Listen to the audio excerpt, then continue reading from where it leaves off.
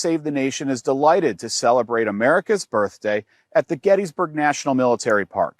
It was here, some 158 years ago, that the United States faced its greatest ever crisis as the U.S. Civil War reached a key turning point as the two armies clashed in a 3-day period that changed the course of the war and very likely the course of human history forever. Behind me is a monument that marks the very spot, the furthest that the Confederate Army reached during Pickett's charge. It was there where they were stopped and began to retreat. It was here that citizen soldiers, from school teachers to carpenters to lawyers, fought to finally determine the question of slavery in the United States.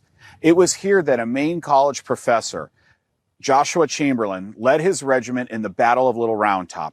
Many Americans know some of Colonel Chamberlain's story because of the movie of Gettysburg and the dramatic and heroic portrayal of the battle, and celebrating not only because of his bravery and leadership here at Gettysburg, but also because he is emblematic of why so many regular Americans left behind their farms and businesses and families to march thousands of miles away and make war on their fellow citizens. A proper remembrance of war is not simply a resuscitation of names and battles and cheering on brave actions, but it is important to understand what motivated the men and women who were actually there. And that is where Chamberlain truly deserves to be remembered. Again, Jeff Daniels' portrayal of Chamberlain is so good, there's no reason to not just let him do all the talking. Chamberlain wrote to the governor of Maine, Israel Washburn, quote, "I fear this war, so costly in blood and treasure, will not cease until men of the North are willing to leave good positions and sacrifice the dearest personal interests to rescue our country from desolation." Chamberlain's narrative deserves to be remembered and celebrated, not simply because he helped fight and win a war for our country, but because of why he did it. Chamberlain's regiment was a 100% volunteer regiment, made up of people just like him, who, upon witnessing the evils of slavery and seeing the opportunity to rid his nation of it, left a comfortable life teaching. The Union Army, like the American Revolutionary Army before it, was largely a grassroots organization. While the United States did employ a draft later in the war, hundreds of thousands of men volunteered, dedicated to the mission to simply setting other men free. Men and women willing to pay the price for their freedoms in their own blood, and often the blood of brothers and cousins and friends who fought on the other side for the Confederacy. The Battle of Gettysburg shocked the nation and the world. Over 50,000 casualties in just 3 days of battle, and the first major defeat of Robert E. Lee's military career. In the aftermath of the battle, President Lincoln traveled to Gettysburg for a memorial service for the dead and wounded, and he gave the most iconic speech in U.S. history, the Gettysburg Address. So today is July 4th, America's birthday. We could have very well done today's show from our Washington, D.C. studio, or we could be standing next to the Liberty Bell in Philadelphia. But we're here in Gettysburg because this place, the battle that occurred here, marked a key turning point in America. A turning point that was not at all lost on Lincoln, just as it had not been lost on Joshua Chamberlain and the brave men of the 20th Maine. So yes, America was born on July 4th, 1776 with the Declaration of Independence. But we're here in Gettysburg on July 4th to celebrate, as Lincoln said, America's rebirth as a whole new nation, where we can set about the process of forming a more perfect union, and where the promise of the Declaration, that in the eyes of the government and each other, we are all created equal. And no, Gettysburg did not end slavery. The Civil War did rage on for another 2 incredibly bloody years. Although Gettysburg did effectively break the back of the Confederacy, it was here that America was given her chance at a rebirth, a chance bought and paid for in the blood and sacrifice of the soldiers, the nurses, the cooks, the priests who fought here to help ensure the blessings of individual liberty and freedom for other people that they never met. No, the end of slavery didn't mean that the United States suddenly became the land of puppies and rainbows. I mean, we still have to battle through Jim Crow laws. We still have to battle through the Civil Rights era. And like Joshua Chamberlain, it is the grassroots volunteers, those passionate citizens who care most deeply about freedom, about individual liberty, and about justice and equality before the law, who are fighting the same fight that emboldened Colonel Chamberlain to order his men to charge into battle. But today your battlefield might be Facebook or a school board meeting or any place you feel you're being called to stand up for America's principles of freedom, liberty, and justice. Today, as you celebrate America's birthday, I hope you'll remember both days, our original birthday in 1776 and our rebirthday on July 4th in 1863. And if you choose to celebrate Independence Day the way I do, with a cold beer, maybe tip a small pour out and say thanks to Joshua Chamberlain and the tens of thousands of volunteers who gave us the rebirth of freedom our nation so desperately needed. And if you are looking for a place to volunteer, a way to fight for liberty, an army to join actually engaged in today's battle to honor and protect human freedom, we'd love to have you join us at FreedomWorks, where I have the honor to be president. Check us out and join us in our ongoing mission to save the nation. Joining me here today at Gettysburg is Commonwealth Foundation Senior Fellow Lenny McAllister. Lenny, thanks so much for joining me. Good to see you, Adam. Thanks for having me. Well, what an incredible spot. So this is July 4th. Yeah. But July 3rd, we were at the center of the Battle of Gettysburg, right where we're standing right now. It's amazing. So for people who are watching, Pickett's charge started right over the top of the hill, and this is where the Union Battery was. And it's just such a perfect day. It's so quiet. It's so peaceful. And to think of the carnage that happened right here is unbelievable. And the fact that, as you said in your monologue, it wasn't a bunch of people that were military soldiers. Right. These were people from all different backgrounds that came here to fight for what they thought was best for the American dream. You know, we don't have a caste system here where you come from a certain family, therefore you must do a certain thing, whether it's being a shopkeeper, a shop sweep, or a senator. Right. We allow people to craft their American story with their hands, with their hearts, and with their actions. We saw that here in Gettysburg, and we see that continuously play out throughout American history. And this, you know, was a very bloody, but very important example of what it means to be an American and that you can be anything in America. What I find interesting is like when you have a moment like a war or a depression, at the very worst moments of a society, you see the best parts of society and the worst parts. So I wanted to talk with you because not only are you a native son of Pennsylvania, but also you teach history, you understand history. And I want to talk a little bit how we should be representing this today, because what you saw here, because of people's birth, they could be on that side, they could be on this side. I had an ancestor that fought for the Union. But when you think about Pickett's charge, I just get this gut feeling. Imagine what those Confederate soldiers felt marching up against these bristling guns. All that valor that happened on that day. How do you think we should be teaching this? Because some people would say with critical race theory and everything, this is a hard war to teach now. Well, number one, you have to teach that you can always find hope, even in the pit of hopelessness. Think about coming across this battlefield, knowing that there's a very strong chance that at 19 years old, 16 years old, 24 years old, you may die right then and there with kids, with a wife, with a family. And people are dying all around you right now, losing limbs, and the it screams, seems like the it's sounds. hell on earth, and it's never going to end. We have to teach that there's always hope in America, even past something that looks hopeless. When we're teaching history right now, there's a lot of things to be proud of, that this is the people that we come from who meet these challenges. And that I wanted to get to that. Number two is the courage that's involved. Courage doesn't have a color. Yeah. It is American, it is human, and it's because of the spirit of who we are as a people, as an American people. Can we work through bitterness as a society and become the next best version of ourselves? Gettysburg's a great example that we could do that. Look, Reconstruction happened, and then the aftermath of Reconstruction, then World War I, then the Depression, then World War II. And every single time, the next best iteration of America came forth as a result.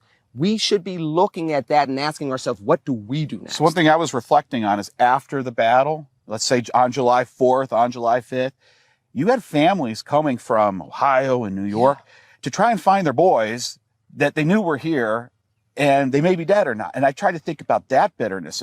There are multiple instances in American history where we go through, this feels different. And then, and that cause of concern and that stepping back of saying, can we get through this, has happened multiple times. On July 4th, it's a good reminder that we've been through this, we can do this, What can we cleave to that's the best of us to get past we this? just had this national holiday of Juneteenth, right?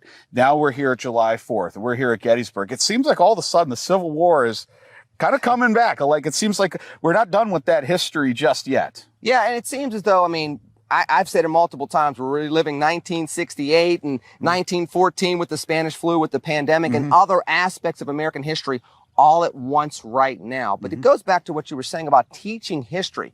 This is a moment to teach it in a robust way where we can look at some of our flaws, but some of our triumphs, and say, this is what history is all about. People that are human, good, bad, indifferent, coming together from different backgrounds to make the best that they possibly can. And for us to learn from that, leverage that, use it as a foundation, and grow from there. So I know you're a proud father. Have you ever brought your Yes. family out here? Not yet. My kids are going to come here this summer. We want to make sure that we get a chance to see this, because And what are you going to teach them when they're walking here? What are you going to tell them? I think the number one thing is this is part of your history too.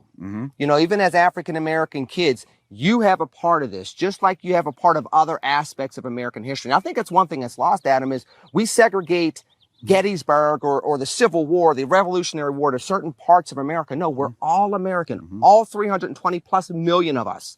This is all of our history. There's something in it for all of us to learn from, be proud of, and leverage moving So forward. if you're from Nigeria or from India and you just became a naturalized U.S. citizen, this Are you is American? your This is- heritage too. This is your history, because the bottom line is you had Africans, not African Americans, fighting in every war up through the Civil War before most of them became American citizens. They can claim that lineage just as much. That's Little Round Top up there at the top of the hill. So that was the end of the line, and there was all kinds of heroism. And where we're sitting right now, you had Confederates coming from this direction, from that direction. Parts of this battlefield here changed 10 times. And here we are on a perfect day. Yeah, just sitting exactly. here. So I think it's a great moment to pause and want to talk a little bit about history. How should we teach history today? We have to teach it in a nuanced fashion. It can't be black or white. It can't be these strong opinions that don't understand the nuance of the human experience. Look, you know, you have some good people that did great things, but also some horrible things. You had bad people that in one key moment in their life or in American history did something extremely honorable. So if you could go back in history and talk to any of these brave men, who are fighting and dying all around us right now, I was actually thinking this rock would be a pretty nice place to hide from those guys shooting up there. What do you think they would think about America today? That it was worth it, that they would hope that we would always understand what they went through and why they went through it, and to not be afraid of what we have to go through right now. They would probably point us back to the folks at Normandy. They would probably point us back to the folks that fought in the war to end all wars during the turn of the 20th century. They would point us back to look at the divisiveness of the 20th century civil rights movement. They would remind us that we spilled blood so that we would always be courageous enough to move through this in such a way that we can be the best iteration of America moving forward. See, I thought the same thing, that if they were sitting here, both the blue and the gray, and joining us right now, I think they would want to look at the divisions we have in our society today, and they got through it. We can get through it too. But one thing that was remarkable that we all remember about the Battle of Gettysburg is what happened after the battle, when Lincoln gave the Gettysburg Address. What does that mean? I mean, that was almost, that's July 4th right now. What does that mean to us today? Well, think about it. First of all, that Gettysburg Address is something that is short. It's very concise. And at a time where politicians made their name being very, very, eloquent. We just came out of the shadows of the Lincoln-Douglas debates where people were caught up in oratory. He picked a very select amount of words to make a very poignant point. He did it with humility on top of that, and a refocusing in regards to what was the sacrifice and why are we here. People often forget the fact that when Lincoln gave that address, he was extremely unpopular. We were at the height of the war. We didn't know what we were going to get. War was not going well at that point. Exactly. Really. So nothing was certain. We're looking back on it 150 plus years later and having a sense of assuredness about it. Lincoln was not thought of as the greatest American president in 1863. So when you're giving that speech and you're willing to be humble, be courageous through his own fears. And people have looked at Lincoln's history and it's well documented some of the personality issues he went through going into his presidency. But then the refocus on men and even some women that were out here tending to the dead had to sacrifice their lives on both sides for something greater than ourselves, which is a government by the people, for the people, and of the people, that it will never perish from the earth. And what does that mean? What does freedom really look like when you're talking about people giving their lives for freedom? And we talk about it all the time. And on the 4th of July, you'll see all the red, white, and blue and the fireworks. But it's moments like Gettysburg with a leader like Lincoln that brings it back in a very concise way to say, look, folks, this is what it is. Reagan said it best in the 80s, freedom is never free. So I think it's fascinating with July 4th. It kind of starts with July 4th, the original one, Declaration of Independence. And we kind of almost took 100 years to really get very close to that promise. And I think the Gettysburg Address really is kind of like the second almost of Declaration of Independence, a recommitment, paid for in a lot of blood. Yes. A lot of blood paid for that more perfect society that we're still moving to this day. But I also, with all the division in America today, I got to say, I'm feeling an inspirational story from being here about how bad this actually can be and what a civil war really is. And what we're experiencing in America today may be difficult, but it is not a civil war. It's being hopeful when you don't see hopelessness, when you are surrounded by hopelessness, I should say, and the opportunity to say we've always gotten through something better, and to be reflective and to be nuanced with history and learn from it and embrace it and understand it belongs to all of us equally, allows us to understand that maybe the temperature's not as hot as we think it is, and maybe the road forward is not as narrow as we think it is. There are ways to get forward and ways to do it together. Look, we're sitting here on the 4th of July, a Browns fan and a Pittsburgh Steelers fan. I mean, that's real war, yeah, right there. exactly. And but we're doing it in the summertime. And if we can do it now as Americans, we can go through all these other issues because we've seen American generations do it for years before us, and we can do it for years to come and still be a great nation on this earth. Lenny, this has been fantastic. Thank you so much. Always enjoy. Let's do another history tour, one of these. Journey Experience Training Center, and we have a collection of some 120,000 documents that predate 1812. So we have thousands of the handwritten documents of those who gave us the 4th of July, artifacts related to their life and their living. And as we look at this document today, we celebrate what they did for us, the 4th of July, the approval of the Declaration. It's a blessing that we often take for granted. The average length of any government document in the history of the world has been 17 years. On this 4th of July, we celebrate 245 years under the Declaration of Independence. No one has had that much stability that long. We're the longest ongoing constitutional republic in the history of the world. Thank you guys for what you did, the principles you gave us. And we often look at these guys as a group rather than individuals, but they very much were individuals. What they did collectively birthed the whole nation. But when you look at them individually, they paid high prices for what they did because they were shopkeepers and farmers and doctors and school teachers. They didn't have an army, and yet they took on the world's greatest army, and it was not without cost. 9 of these guys never lived to see what they wanted the rest of us to have.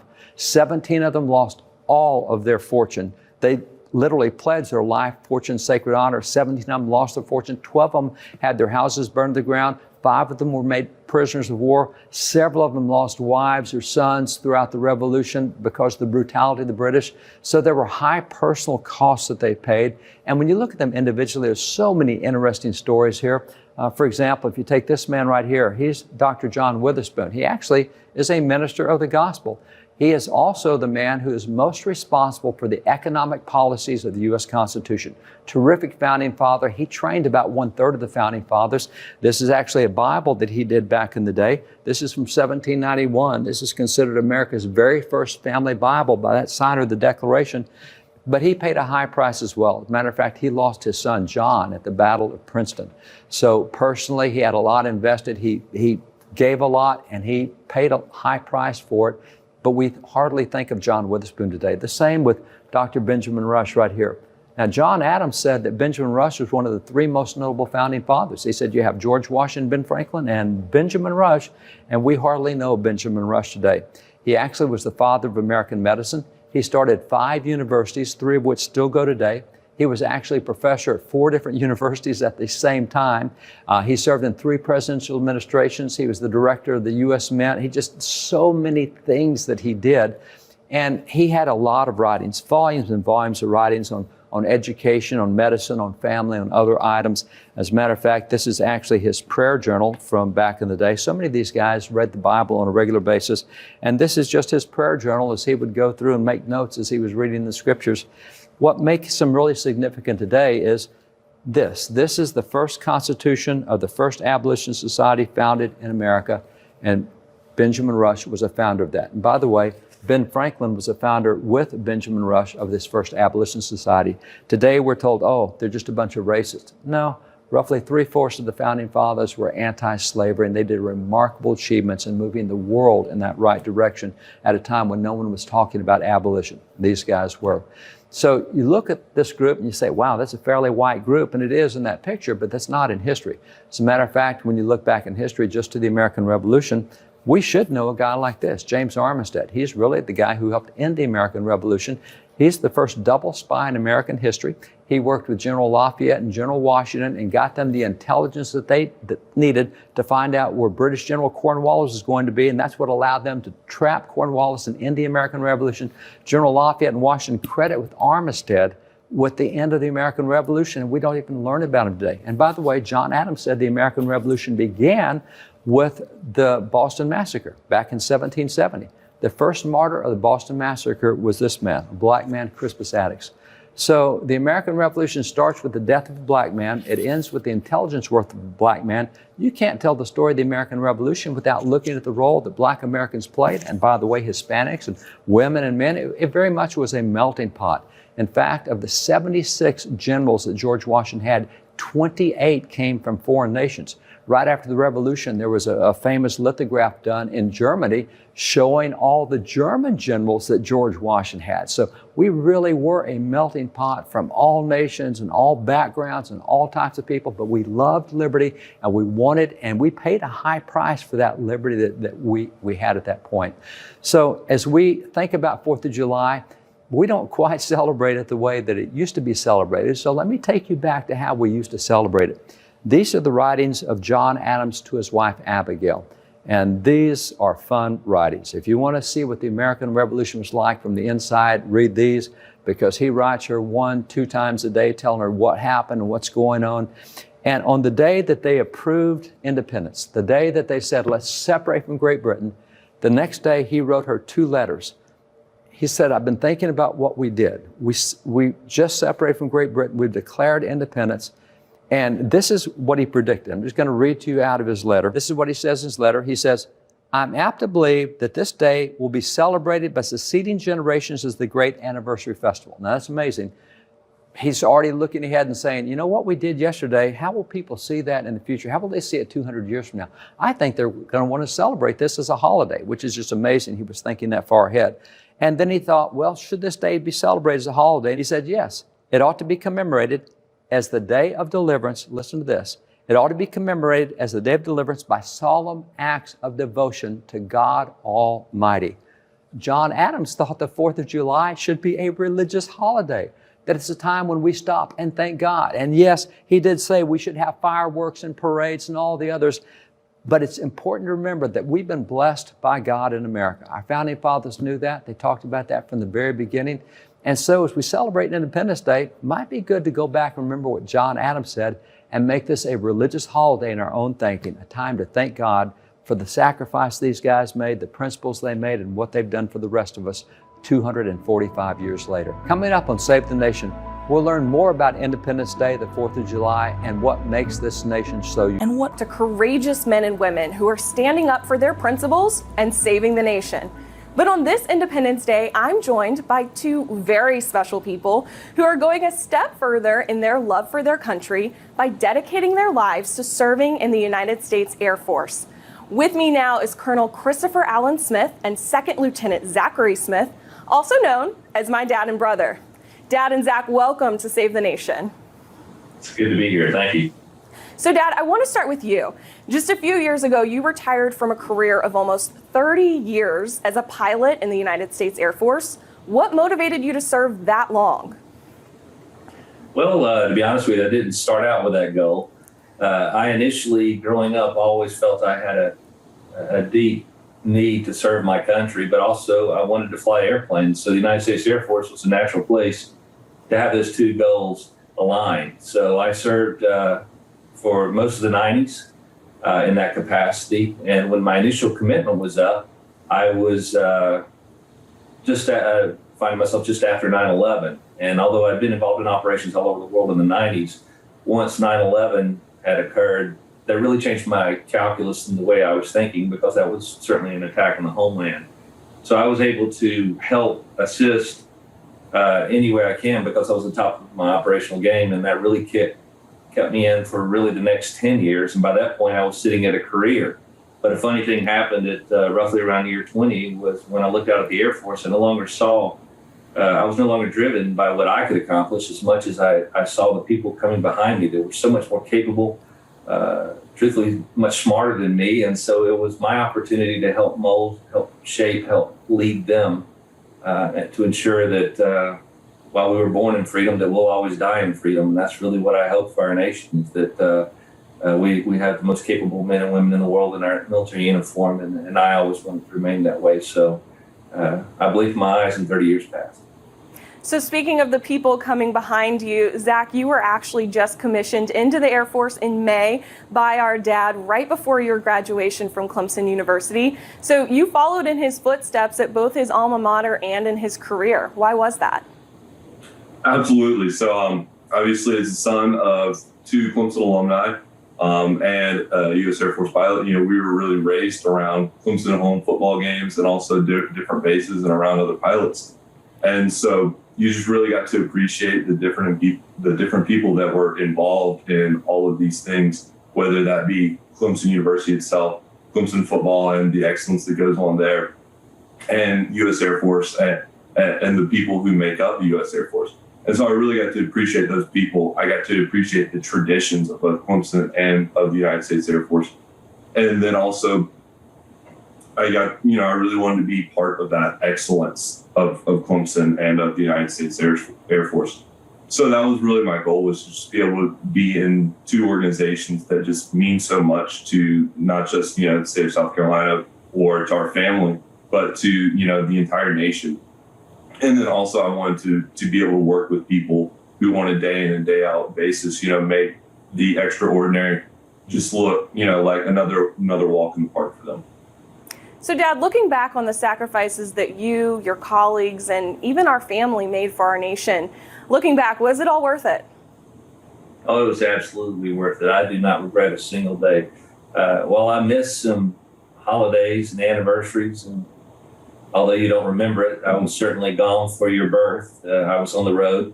But I once heard someone say one time that if you serve something larger than yourself, it's the noblest of all callings. And it will also be the most rewarding and satisfying. And I'm Exhibit A in that testament, that I served with the greatest people. We have people from all walks of life in the Department of Defense and in the United States Air Force, and they're the greatest people I've ever met. And they do good work for our nation. And I was so blessed to be able to contribute to that for 3 decades, almost 3 decades, to contributing to the safety and security of this great constitutional republic that we call the United States of America. It's meant so much to so many, and I was honored and I was privileged to serve. Zach, when you look ahead at your career as an Air Force officer, what do you hope to accomplish? So I think obviously what every single person who goes into the military wants to accomplish is just be able to answer your nation's call. So whatever that is, wherever that needs to be, that's what I want to be able to do. Be able to honor those who came before us, like Dad, or like every other service member who's older than me. Be able to honor what they fought for, what they died for in some cases, and protect those freedoms and rights that they felt strongly enough about, and the rest of us feel strongly enough and are able to thrive under, and just really what makes the U.S. a special place.